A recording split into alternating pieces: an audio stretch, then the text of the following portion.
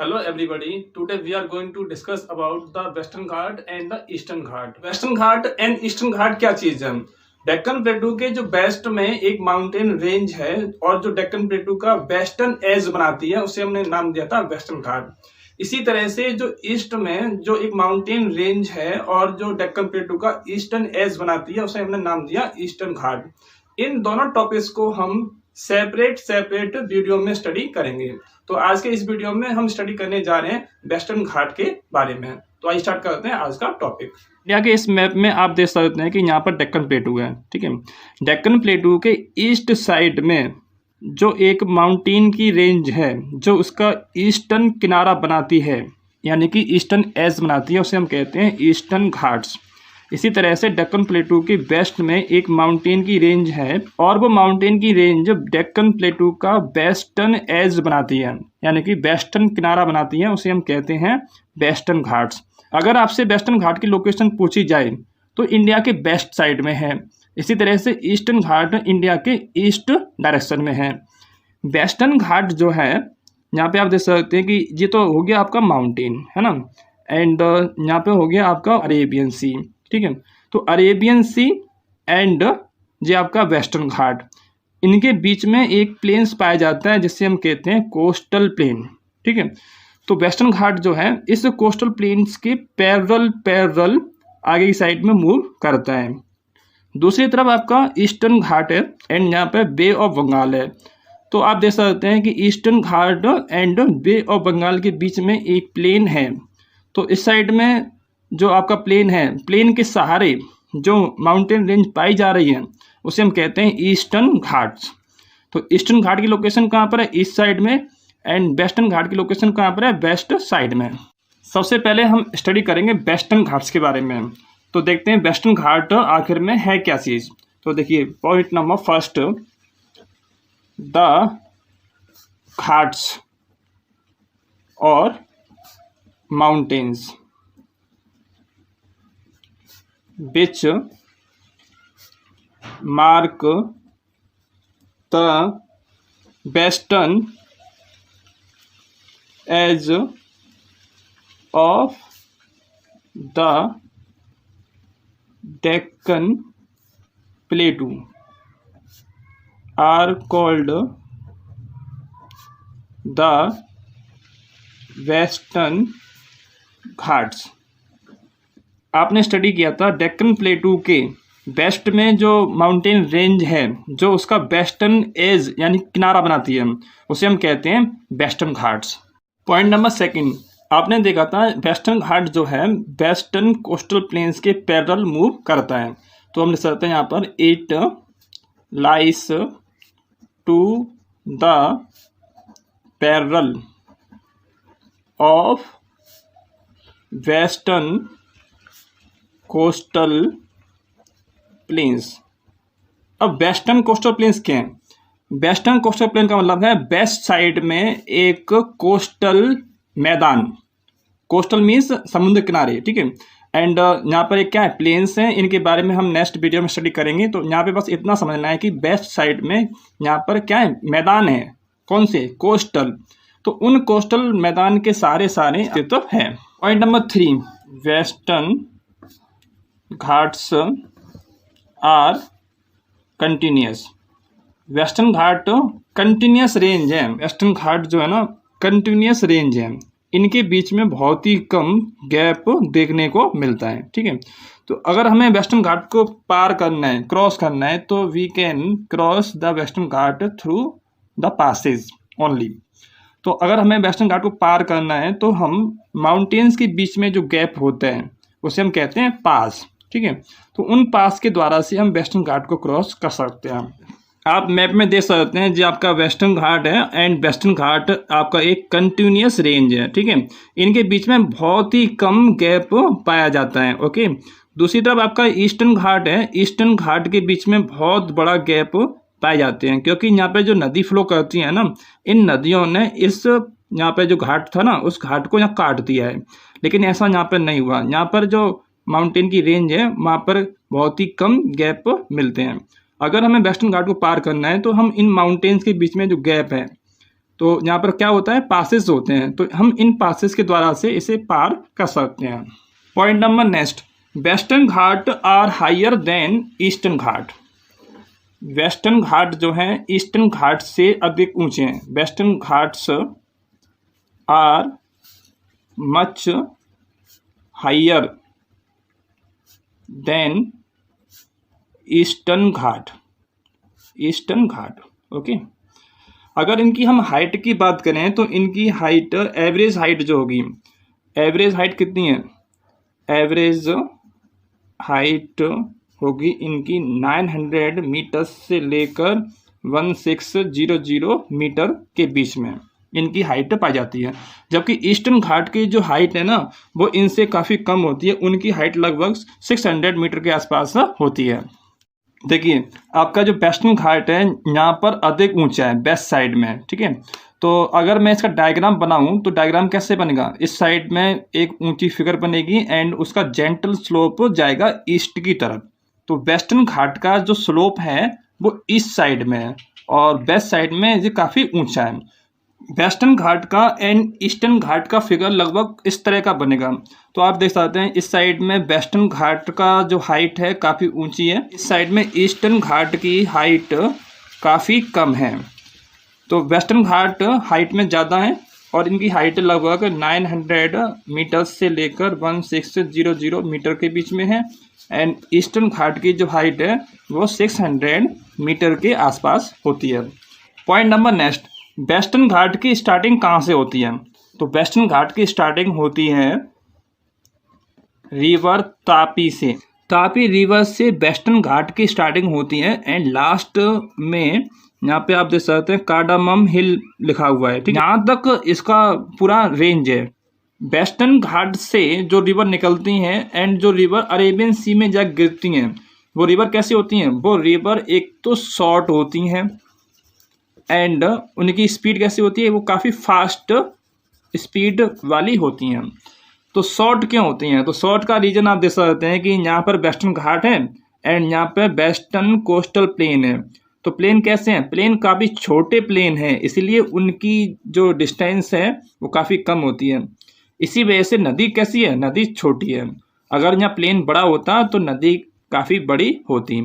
And fast क्यों होती हैं, क्योंकि आपने देखा था वेस्टर्न घाट की जो हाइट है वो काफ़ी ज़्यादा है, इसी वजह से जो रिवर हैं वो फास्टली मूव करती हैं एंड सीधे जाकर अरेबियन सी में गिर जाती हैं और वो किसी तरह का डेल्टा का फॉर्मेशन नहीं करती। डेल्टा फॉर्मेशन क्यों नहीं करती, एक तो उनकी स्पीड ज़्यादा है, इसी वजह से वो डेल्टा फॉर्मेशन कर नहीं पाती हैं। स्पीड ज़्यादा होने की वजह से वो सीधे अरेबियन सी में जाकर गिर जाती हैं। इस साइड में जो रिवर्स हैं वो डेल्टा तो बनाती नहीं है, तो क्या बनाती हैं, वो बनाती हैं एस्चुरीज, ESTUARY। डेल्टा बनता है जब नदी की स्पीड कम होती है, लेकिन एस्चुरी का फॉर्मेशन कब होता है, जब नदी की स्पीड काफ़ी तेज़ होती है तो नदी सीधे समुद्र में जाके गिर जाती है। तो उस टाइम पर जो लैंड फॉर्म का फॉर्मेशन होता है उसे हम कहते हैं एस्चुरीज। वेस्टर्न घाट में जो बारिश होती है तो बारिश किस मानसून से होती है, बारिश होती है यहाँ पर वेस्ट साउथ मानसून से, ओके। तो इस मानसून से इस एरिया में बहुत अधिक बारिश होती है। मैंने आपको पहले बताया था कि वेस्टर्न घाट असल में एक माउंटेन रेंज है जिसकी हाइट काफ़ी ज़्यादा है। तो यहाँ पर जब मानसून आता है ना तो मानसून टकराएगा वेस्टर्न घाट से, तो यहाँ अधिक बारिश होगी। इस मैप में आप देख सकते हैं कि ये वेस्टर्न घाट का वेस्ट पार्ट है और ये वेस्टर्न घाट का ईस्ट पार्ट है, ओके। तो जब वेस्ट साउथ मानसून वेस्टर्न घाट से टकराएगा तो इसकी वेस्ट पार्ट पर बहुत अधिक बारिश होगी, लेकिन इसके ईस्ट पार्ट पर बारिश कम होगी। अब इस साइड में ज़्यादा बारिश क्यों हो रही है, क्योंकि इस साइड से जो मानसून आया तो हवा की डायरेक्शन इस साइड है ना, तो माउंटेन ने उसे रोक लिया। जब माउंटेन ने उसे रोक लिया तो इस साइड ज़्यादा बारिश होगी, लेकिन दूसरी साइड बारिश नहीं होगी। दूसरी साइड बारिश क्यों नहीं होगी, क्योंकि दूसरी साइड का जो एरिया है वो रेन शैडो एरिया में आ जाता है। अब रेन शैडो एरिया क्या होता है एंड वेस्टर्न घाट पे किस तरह की बारिश होती है, इसको हम दूसरे फिगर से देखते हैं। वेस्टर्न घाट में जो बारिश होती है तो बारिश का टाइप कौन सा होता है, ऑरोग्राफिक रेनफॉल का टाइप होता है। अब ये ओरोग्राफिक रेनफॉल किस तरह की होती है, देखिए ये आपका सपोज वेस्टर्न घाट है ना। वेस्टर्न घाट आपका एक माउंटेन है, ओके। तो इस साइड से जब यहाँ पर क्लाउड आएगा, यानी कि जब मानसून आएगा, तो माउंटेन की हाइट अधिक होने के कारण माउंटेन ने इस क्लाउड को यहाँ रोक लिया, ठीक है। तो होता क्या है, देखिए जब यहाँ पर एयर आती है और उस एयर के अंदर क्या होता है, मॉइस्चर होता है, तो एयर माउंटेन के सहारे ऊपर की साइड चली जाती है। ऊपर जाने के बाद में क्या होगा, एयर कंडेंस हो जाएगी एंड वो क्लाउड का फॉर्मेशन कर लेगी, ठीक है। तो हुआ क्या, यहाँ पर इस क्लाउड ने इस साइड में ज़्यादा बारिश की है क्योंकि माउंटेन ने इसे क्रॉस नहीं होने दिया, ओके। तो इस साइड ज़्यादा रेनफॉल होती है। क्यों रेनफॉल हुई, क्योंकि हवा का डायरेक्शन इस माउंटेन के ठीक सामने है और माउंटेन ने हवा को रोक रखा है। तो क्या होगा, जब इस साइड ज़्यादा बारिश होगी उसके बाद जो एयर जो है और ऊपर की तरफ जाएगी एंड इस साइड मूव करेगी, है ना। जब एयर दूसरी साइड में मूव करेगी, माउंटेन के दूसरी साइड जब मूव करेगी, तो इस साइड में बारिश नहीं होगी। क्यों बारिश नहीं होगी, क्योंकि एयर के अंदर अब मॉइस्चर नहीं है, ओके। तो इस साइड में जब बारिश नहीं होगी तो उसे हम कहते हैं रेन शैडो एरिया, यानी कि ऐसा एरिया जहाँ पर बारिश नहीं होती है। और ये रेन शैडो एरिया किस जगह पर होगा, माउंटेन की दूसरी साइड में होगा, ओके। इस साइड से मानसून आ रहा था तो ये माउंटेन का फेस है, यहाँ बारिश अधिक होगी एंड ये माउंटेन का बैक एरिया है, इस साइड में ज़्यादा बारिश नहीं होगी, या तो बारिश बिल्कुल नहीं होगी या बहुत ही कम बारिश होगी। सपोज ये आपका वेस्टर्न घाट है, वेस्टर्न घाट के वेस्ट साइड में, जिसका वेस्ट साइड है एंड जिसका ईस्ट साइड है, वेस्ट साइड में बहुत अधिक बारिश होती है, लगभग 250 सेंटीमीटर के आसपास बारिश होगी, है ना। एंड ईस्ट साइड में यहाँ पर बहुत ही कम बारिश होती है, लगभग 50 से 100 सेंटीमीटर के बीच में बारिश होगी। एंड इस साइड कितनी बारिश होती है, 250 सेंटीमीटर के आसपास बारिश होती है। आपने जाना था वेस्टर्न घाट के वेस्ट साइड में अधिक बारिश होती है, जबकि वेस्टर्न घाट के ईस्ट साइड में बारिश कम होती है। इसे हम एक एग्जांपल समझ सकते हैं। देखिए बॉम्बे जो है वेस्टर्न घाट की वेस्ट साइड में लोकेट है एंड दूसरी साइड में पुणे जो है वेस्टर्न घाट के ईस्ट साइड में लोकेट है। तो देखिए क्या होता है, बॉम्बे में जो रेनफॉल होती है बहुत अधिक रेनफॉल होती है, यहाँ पर 200 सेंटीमीटर से लेकर 250 सेंटीमीटर के बीच में रेनफॉल होती है एनुअली।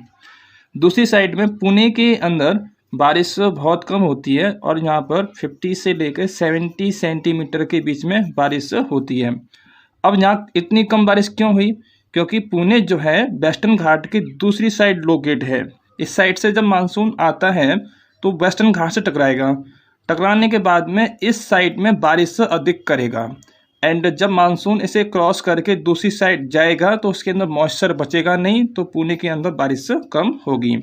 तो हम कह सकते हैं पुणे जो है एक रेन शैडो एरिया में आता है, इसलिए यहाँ बारिश कम होती है। वेस्टर्न घाट को हम 2 पार्ट्स में डिवाइड कर सकते हैं। इस साइड में यहाँ पे गोवा है ना, तो गोवा से ऊपर का पार्ट नॉर्थ वाला पार्ट हो जाएगा एंड गोवा से नीचे वाला जो पार्ट होगा वो साउथ पार्ट हो जाएगा। वेस्टर्न घाट के 3 पार्ट्स भी कर सकते हैं, 1, 2 एंड 3। ऊपर वाला जो पार्ट होगा उसे हम कहेंगे नॉर्थ सह्याद्री, नीचे वाला जो पार्ट होगा उसे हम कहेंगे साउथ सह्याद्री एंड जो पार्ट बीच में आता है उसे हम कहेंगे मिडिल सह्याद्री, ओके। तो हम इसके 3 पार्ट भी कर सकते हैं। किसी किसी बुक में इसके 2 पार्ट्स दे रखे होते हैं, किसी बुक में इसके 3 पार्ट्स दे रखे होते हैं। वेस्टर्न घाट का जो सबसे हाईएस्ट माउंटेन पीक है, हाईएस्ट माउंटेन पीक का नाम क्या है, माउंटेन पीक, उसका नाम है अनाईमुड़ी, अनाईमुड़ी। एंड इसकी हाइट कितनी है, इसकी हाइट 2695 मीटर्स है। पॉइंट नंबर नेक्स्ट, आपने स्टडी किया था वेस्टर्न घाट आपका एक कंटिन्यूस रेंज है ना। तो इसको हम कैसे पार कर सकते हैं, इसे हम पासेस के द्वारा पार कर सकते हैं। तो वेस्टर्न घाट पे जो इम्पोर्टेंट पासेस पाए जाते हैं उनके नेम हैं, उनकी नेम कौन कौन से हैं। पहला थाल घाट, और ये कहाँ पर है, ये आपका महाराष्ट्र में है। सेकंड जो इम्पोर्टेंट पास है उसका नाम है भोर घाट एंड ये आपका महाराष्ट्र के अंदर है। थर्ड जो इम्पोर्टेंट पास है उसका नाम है पाल घाट एंड ये आपका केरल के अंदर है। वेस्टर्न घाट जो है एक कंटिन्यूस रेंज है और इसके बीच में बहुत ही कम गैप देखने को मिलते हैं। तो अगर हमें इसको पार करना है तो हम इनके बीच में जो गैप होते हैं जिसे हम कहते हैं माउंटेन पास, उनके द्वारा से हम उनको पार कर सकते हैं। ठीक है, तो देखिए यहाँ पे कुछ इंपॉर्टेंट पासेस हैं, उनके नेम कौन कौन से हैं। एक पास आप दे सकते हैं साइड में, इसका नाम होगा थाल घाट। थाल घाट किन दो सिटी को जोड़ता है या किन के बीच में लिंक प्रोवाइड करता है? तो थाल घाट जो है माउंटेन के बीच में एक पास है और वो पास बॉम्बे, यहाँ पर बॉम्बे है, बॉम्बे एंड नासिक के बीच में रास्ता प्रोवाइड कराता है। ठीक है, अगर आपको बॉम्बे से नासिक जाना है तो आप थाल घाट से होके जाएंगे। ओके, दूसरा जो पास आप देख रहे हैं यहाँ पर एक पास और है, इसका नाम है भोर घाट। और भोर घाट किन के बीच में लिंक प्रोवाइड कराता है? भोर घाट बॉम्बे एंड पुणे के बीच में लिंक प्रोवाइड कराता है। अगर आपको बॉम्बे से पुणे जाना है तो आप इस घाट के द्वारा से होके जाएंगे। थाल घाट एंड भोर घाट ये दोनों पासेस कहाँ लोकेट हैं? दोनों पासेस महाराष्ट्र के अंदर लोकेट हैं। तीसरा जो इम्पोर्टेंट पास है जिसका नाम है पाल घाट। पाल घाट जो है कोची, यहाँ पर कोची है, इधर कोची से यहाँ पर चेन्नई के बीच में लिंक प्रोवाइड कराता है। अगर आपको कोची से चेन्नई जाना है तो आप पाल घाट से होके जाएंगे। ओके, तो यहाँ पे कुछ इंपॉर्टेंट पासेस थे जिसके बारे में आपने अभी स्टडी किया। एक का नाम था थाल घाट एंड एक का नाम था भोर घाट, एक का नाम था पाल घाट। एंड ये तीनों पासेस कहाँ पर हैं? ये तीनों पासेस आपके वेस्टर्न घाट पर हैं। एंड पास का मीनिंग क्या होता है? पास का मीनिंग होता है माउंटेन के बीच में एक नेचुरल गैप, एक जगह से दूसरी जगह जाने के लिए। वेस्टर्न घाट में जो इम्पोर्टेंट माउंटेन पीक या हिल्स पाई जाती हैं उनको हम मैप पे देखते हैं। देखिए जी, आपका पूरा वेस्टर्न घाट है एंड सबसे ऊपर नॉर्थ की तरफ यहाँ पर महाबलेश्वर माउंटेन पीक पाई जाती है। उसके बाद आप देख सकते हैं यहाँ पे कुद्रेमुख एंड उसके बाद नीलगिरी। नीलगिरी काफ़ी इम्पोर्टेंट है। क्यों? नीलगिरी वो प्लेस है जहाँ पर western Ghat and eastern Ghat join करते हैं। तो वेस्टर्न घाट का एंड ईस्टर्न घाट का जॉइनिंग पॉइंट है आपका नीलगिरी। एंड नीलगिरी 3 स्टेट्स में फैला हुआ है, तमिलनाडु, कर्नाटका एंड केरला। इसके बाद में एक और इम्पोर्टेंट यहाँ पर आप देख सकते हैं हिल है अन्नामलाई हिल। एंड इसके बाद में एक और इम्पोर्टेंट हिल देख सकते हैं आप कार्डामम हिल्स। और कार्डामम हिल इसको हिंदी में कहते हैं इलायची की पहाड़ियाँ। कार्डामम हिल स्पाइसेस के लिए काफ़ी ज़्यादा फेमस है। तो यहाँ पे कुछ आपने इम्पोर्टेंट माउंटेन पीक्स एंड यहाँ पे कुछ हिल्स को देखा जो वेस्टर्न घाट के पार्ट हैं। पॉइंट नंबर नेक्स्ट, वेस्टर्न घाट में कुछ इम्पोर्टेंट हिल स्टेशन पाए जाते हैं, तो उनके नेम कौन कौन से हैं? वेस्टर्न घाट में जो इम्पोर्टेंट हिल स्टेशन पाए जाते हैं उनके नेम कौन कौन से हैं? तो देखिए, सबसे मोस्ट इम्पोर्टेंट जो है उसका नाम है ऊटी। इसका नाम आपने सुना होगा। इसका एक नाम और है उडागा मंडलम। और ये कहाँ पर है? ये आपका तमिलनाडु के अंदर है। यहाँ पर एक और इम्पोर्टेंट हिल स्टेशन पाया जाता है, इसका नाम है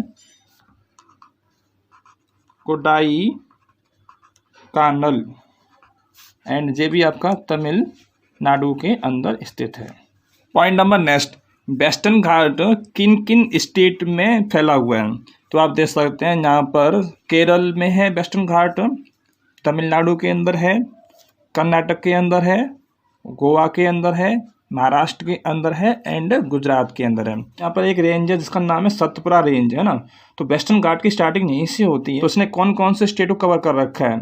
गुजरात को, महाराष्ट्र को, गोवा को और कर्नाटक को, केरल को एंड तमिलनाडु को।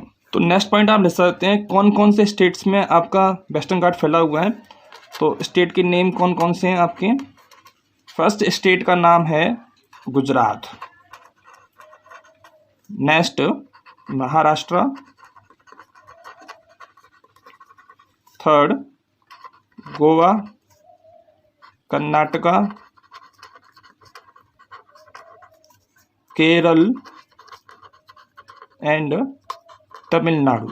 इन स्टेट्स में आपका वेस्टर्न घाट फैला हुआ है। पॉइंट नंबर नेक्स्ट, वेस्टर्न घाट की जो लेंथ है वो लेंथ कितनी है। उसकी लेंथ लगभग 1600 किलोमीटर के आसपास है। And point number next, western Ghat का जो अदर नेम है, इसका दूसरा नाम क्या है, इसे हम सह्याद्री भी कहते हैं। Western Ghat is popularly known as Sahyadri. And आपको याद होगा जब हम वेस्टर्न घाट के 3 पार्ट किए थे तो हमने बताया था कि वेस्टर्न घाट के 3 पार्ट कौन कौन से हैं। ऊपर का जो पार्ट है उसे हम कहते हैं नॉर्थ सह्याद्री, एंड जो मिडिल का पार्ट होगा उसे हम कहेंगे सेंट्रल सह्याद्री, एंड जो नीचे का जो पार्ट होगा उसे हम कहेंगे साउथ सह्याद्री।